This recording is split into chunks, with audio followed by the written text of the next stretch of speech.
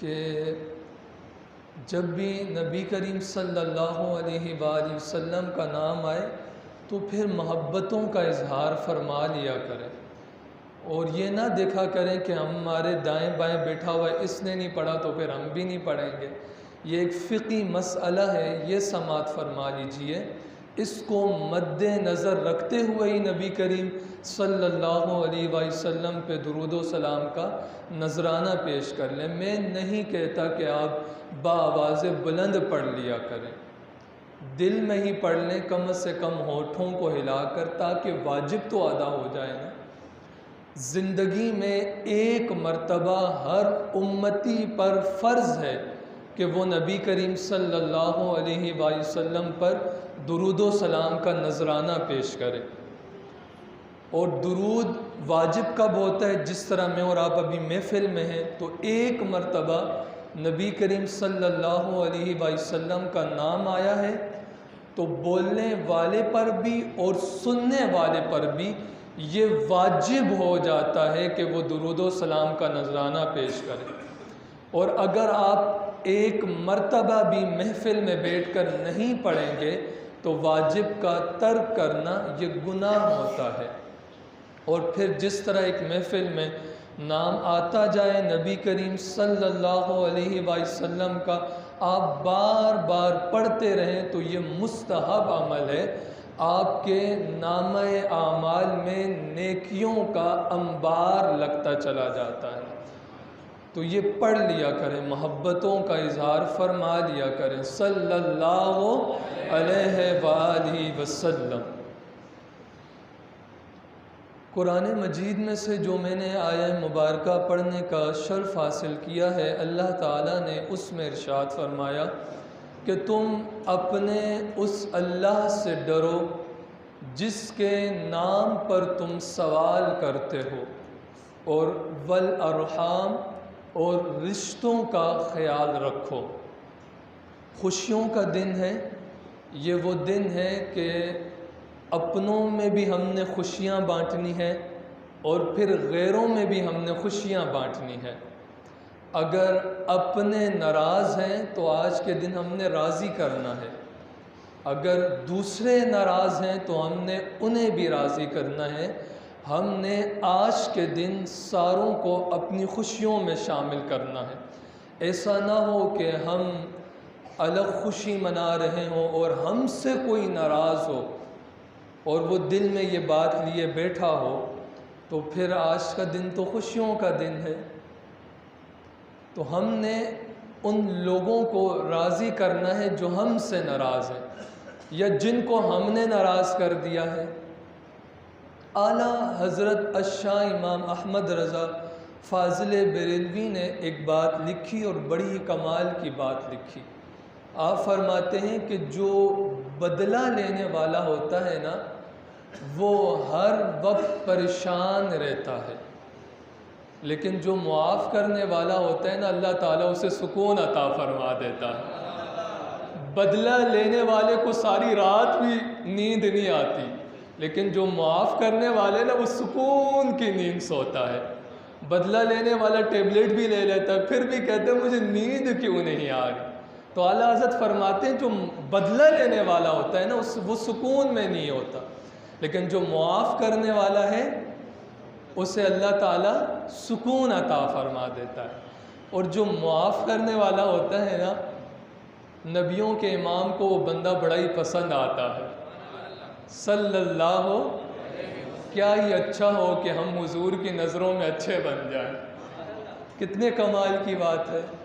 اچھا، یہاں پر میں ایک حدیث مبارکہ، نبی کریم صلی اللہ علیہ وسلم نا ایک سفر سے آ رہے تھے تو درخت کے نیچے آپ نے اپنی تلوار درخت کے ساتھ لٹکائی اور آپ تھوڑا جو آرام کرنا تھا آپ لیٹ گئے، تشریف فرما ہوئے، تو آپ کی آنکھ لگ گئی۔ اب کافروں کو تو نہیں پتہ نا یہ وہ نبی ہے کہ جس کی آنکھیں بند ہوتی ہیں لیکن دل کی آنکھیں دیکھ رہی ہوتی ہیں صلی اللہ علیہ وسلم۔ نبی کریم صلی اللہ علیہ وسلم نے ارشاد فرمایا، صحابہ تم میرے پیچھے کھڑے ہوتے ہو تو یہ مت سوچنا کہ میں محمد تمہیں پیچھے نہیں دیکھ رہا ہوتا، میں جس طرح آگے دیکھ رہا ہوتا ہوں پیچھے بھی تمہیں اسی طرح دیکھ رہا ہوتا ہوں. تو اور پھر آگے فرمایا کہ میں تمہارے دلوں کے اندر چھپی ہوئی نیتوں کو بھی دیکھ رہا ہوتا ہوں. تو جب اللہ کی بارگاہ میں صفوں کے درمیان آ کے کھڑے ہوتے ہو نا تو صفیں بھی درست کیا کرو اور اپنے دلوں کو بھی صحیح رکھا کرو. اللہ. اور جب بندے مومن اللہ کے گھر میں آ کر صف درست کرتا ہے سیدھی کرتا ہے تو رب رحمان اپنے ان بندوں کو دیکھ کر مسکرا رہا ہوتا ہے اپنی شان کے لائق جو اس کی شان کے لائق. تو کافروں کو یہ نہیں پتا کہ یہ اس نبی کی آنکھیں تو بند ہیں لیکن دل کی آنکھیں تو کھلی ہیں نا. اب نبی کریم صلی اللہ علیہ وسلم نے اپنی تلوار لٹکا دی اور آپ آرام فرما ہوئے, آنکھیں بند تھی. کافر کو موقع مل گیا, تلوار جو لٹکی ہوئی تھی وہ اتاری اور وہ کافر کہنے لگا اے محمد بن عبداللہ صلی اللہ علیہ وآلہ وسلم, اب آپ بتائیں کہ آپ کو مجھ سے کون بچائے گا؟ آس پاس کوئی ہے بھی تو نہیں ہے نا.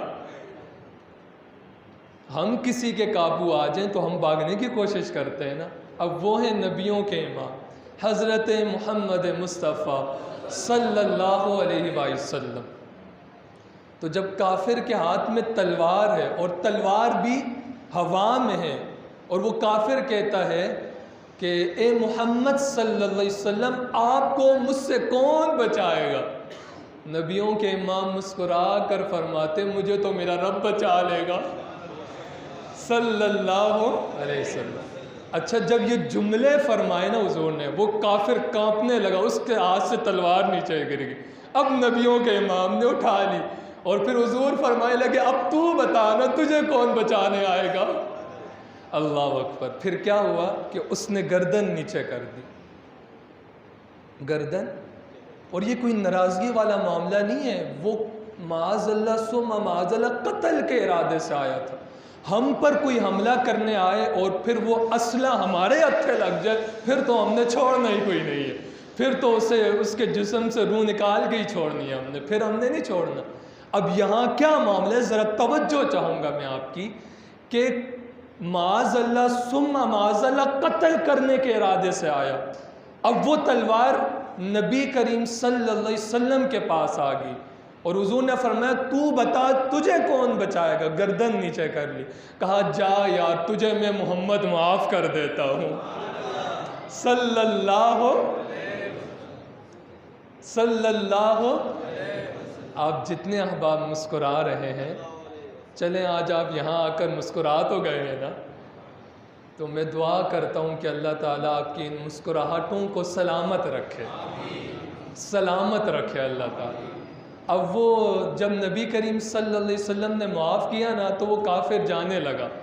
اللہ اکبر. کوئی نبیوں کے امام کے پاس آئے اور خالی ہاتھ چلا جائے, ایسا تو نہیں ہو سکتا نا, خالی ہاتھ چلا جائے یہ کیسے ہو سکتا ہے؟ تو نبی کریم صلی اللہ علیہ وسلم نے بلایا اور کہا یار مجھے اچھا نہیں لگ رہا کہ تو یہاں سے خالی جا رہا ہے, میرے پاس ابھی تلوار ہی ہے, اپنے ہاتھ میں پکڑ اور یہاں سے چلا جا. اچھا پھر اس کے دل میں خیال آیا اب دوسری مرتبہ آ گئی ہے, چلو اب کام تمام کرتا ہوں معاذ اللہ. تو پھر دوڑتے ہوئے جب قریب آیا نا تو اس کے دل نے کہا یار تو کسے مارنے جا رہا ہے؟ اور پھر اس نے نبی کریم صلی اللہ علیہ وسلم کا چہرہ دیکھا اور کلمہ پڑھ کے مسلمان ہو گیا. اللہ اکبر. یا رسول اللہ حق چار یا یہ معاملہ ہے نبیوں کے امام کا. اور نبی کریم صلی اللہ علیہ وسلم نے اپنی امت کو بھی یہ فرمایا کہ توڑنے والے نہ بننا, جوڑنے والے بن جانا. ایک اور بات کر دوں, انشاءاللہ فکس 9 بجے انشاءاللہ نماز کھڑی ہو جائے گی. ایک اور بات کر دیتا ہوں. اچھا آپ کی توجہ تو میری طرف ہے ماشاءاللہ سے, لیکن روحوں کا کچھ نہیں پتہ اس وقت وہ کہاں ہے. تو اس بات پر نا آپ اپنی روحوں کو میری طرف متوجہ کر دیں, کیونکہ روح کا معاملہ تو روحانیت سے نا, اس کا تو مجھے نہیں پتہ. تو اپنی روحوں کو میری طرف متوجہ کر لیں جس طرح آپ کے چہرے میری طرف متوجہ ہیں۔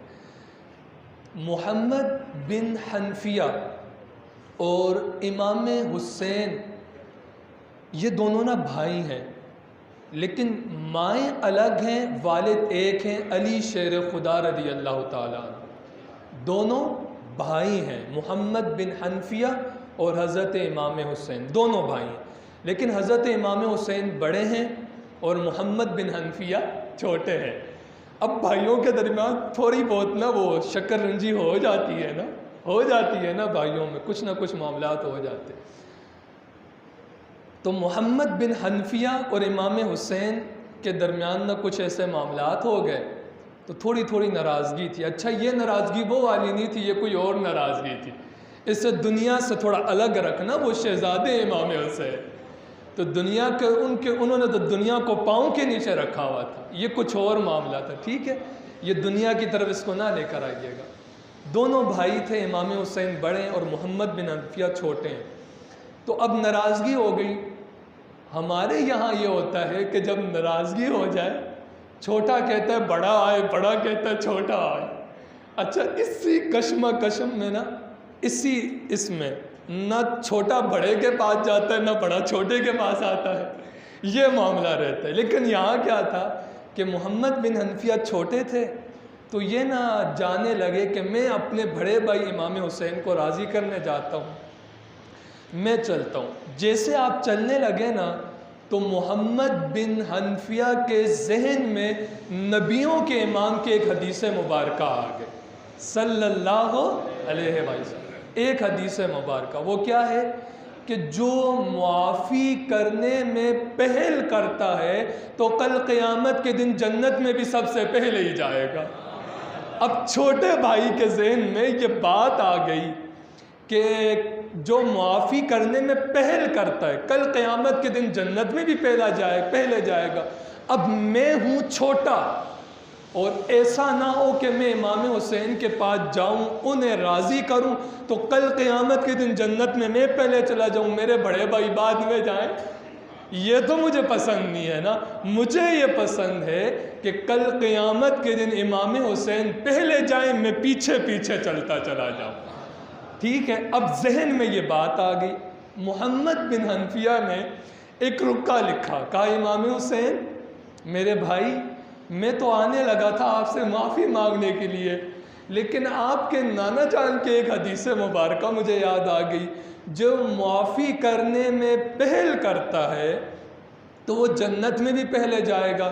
میں نہیں چاہتا کہ میں آپ کے پاس آؤں، معافی مانگوں اور کل قیامت کے دن جنت میں پہلے چلا جاؤں، لہٰذا جنت میں آپ کو پہلے جانا ہے تو لہٰذا آپ میرے پاس آئے، میری منت کرے اور مجھے منائے، راضی کر کر جنت میں سب سے پہلے آپ ہی جائیں۔ اچھا پھر بڑے کا کیا انداز محبت ہے چھوٹے بھائی سے کہ بڑا امام حسین ہے، جنتی نوجوانوں کے سردار ہیں، وہ تو کہتے ہیں میاں چل پیچھے، میں تو جنتی نوجوانوں کا سردار ہوں، مجھے کیا لگی۔ لیکن نہیں، بڑے ہونے کے ساتھ ساتھ عاجزی تھی اور امام حسین آتے ہیں، چھوٹے بھائی کے پاس آتے ہیں، ہاتھ پکڑتے ہیں، سینے کے ساتھ لگاتے ہیں، مناتے ہیں، کہتے ہیں بھائی مجھ سے راضی تو ہو جانا، بھائی مجھ سے راضی تو ہو جانا۔ اور ہمارے یہاں معاملہ، ہم رشتوں کو جب توڑ دیتے ہیں، قطع تعلقی کرتے ہیں، تو پھر یقین جانیے سالوں سال بات کرنا تو دور کی بات ہے، منہ بھی دیکھنا پسند نہیں کرتے۔ اور یہ قرآن مجید کی آیت کریم ہے وَاتَّقُوا اللَّهَ الَّذِي تَسَاءَلُونَ بِهِ وَالْأَرْحَامَ، رشتوں کے حوالے سے تھوڑا رحم کرو، رشتوں کو توڑنے والے نہ بننا، جوڑنے والے بننا۔ تو آج عید کا دن ہے، خوشیوں والا دن ہے، تو میں نے اور آپ نے جو ہم سے ناراض ہے یا جس کو ہم نے راضی کرنا، آج آپ یہ نہ دیکھیں غلطی کس کی ہے، پہل کر جائیں، خود معافی مانگنے کے لیے چلے جائیں، پہل کر دیں، اللہ تعالیٰ آپ کو ثواب عطا فرمائے گا۔ آج کے دن ہم نے سب کو راضی کرنا ہے، ایسا نہ ہو کہ آج کے دن بھی ہم ایک دوسرے کو ناراض کر اور عید کا دن ایسے ہی گزار دیں۔ وقت ہے تو ایک اور روایت آپ کے سامنے رکھتا ہوں۔ شیطان اور فرعون کا نا آپس میں آمنا سامنا ہو گیا۔ شیطان بھی بہت بڑا متکبر اور فرعون بھی بہت بڑا متکبر۔ تو شیطان کی ملاقات ہوئی فرعون سے، تو شیطان آ کر کہنے لگا اے فرعون، تجھ سے اور مجھ سے بھی بڑا کوئی خبیث ہے اس دنیا میں؟ پہلے اس نے یہ کہا کہ تجھ میں اور مجھ میں بڑا خبیث کون ہے؟ تو شیطان کہنے لگا دیکھ، میں نے تو آدم کو سجدہ نہیں کیا تھا، آدم کو سجدہ نہیں کیا تھا، لیکن تو نے تو خدائی کا دعویٰ کر رکھا ہے، تو خود کہتا ہے کہ میں اللہ ہوں۔ فقال انا ربکم الاعلی، سورہ نازعات اٹھا کر دیکھیں 30 سے۔ فرعون کہتا تھا کہ میں سب سے بڑا رب ہوں، اور شیطان کا کیا معاملہ تھا کہ حضرت آدم کو سجدہ نہیں کیا تھا۔ تو شیطان نے کہا کہ اس حوالے سے اے فرعون تو مجھ سے بڑھ کر جو ہے نا خبیث ہے۔ تو فرعون کہنے لگا چلو یار میں اللہ سے معافی مانگ لیتا۔ تو شیطان نے کہا نہیں کبھی نہ کرنا، معافی مانگ لی، جو تیرے سامنے جھکتے ہیں وہی تیری گردن اڑائیں گے سب سے پہلے، تو کبھی بھی یہ غلطی نہ کرنا۔ ہاں، تو وہ پھر شیطان نے جو باتیں ڈالیں تو وہ شیطان کے اس میں آ گیا۔ تو پھر شیطان نے کہا کہ تجھ سے اور مجھ سے بڑھ کر بھی کوئی خبیث ہے؟ تو فرعون کہنے لگا اے شیطان تو بتا کہ مجھ سے اور تجھ سے بڑھ کر خبیث کون ہے؟ اچھا دونوں کو پتہ ہے ہم دونوں خبیث ہیں ضرور، اب اپنے سے بڑے کو تلاش کر رہے ہیں کہ تجھ میں اور مجھ میں بڑا خبیث کون ہے؟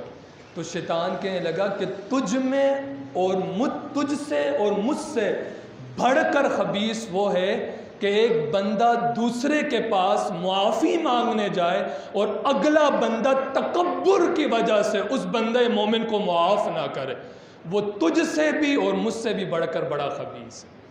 تو یار کوئی معافی مانگنے آ جائے نا، ہمارے یہاں یہ ہوتا ہے کہ ہم صلح تو کر لیتے ہیں کوئی کروانے، لیکن دل میں دونوں کا یہ ہوتا ہے پھر ملے گا نا پھر بتائیں گے تجھے ہم، چلو صلح کر لیے، بعد میں جب تو پکڑ میں آئے گا نا پھر ہم نے بتانا ہے۔ تو سب کے ساتھ آج کے دن آپ جیسے ابھی جا کر آپ پہلے میٹھا کھائیں گے تو اسی طرح رشتوں میں بھی مٹھاس پیدا کریں۔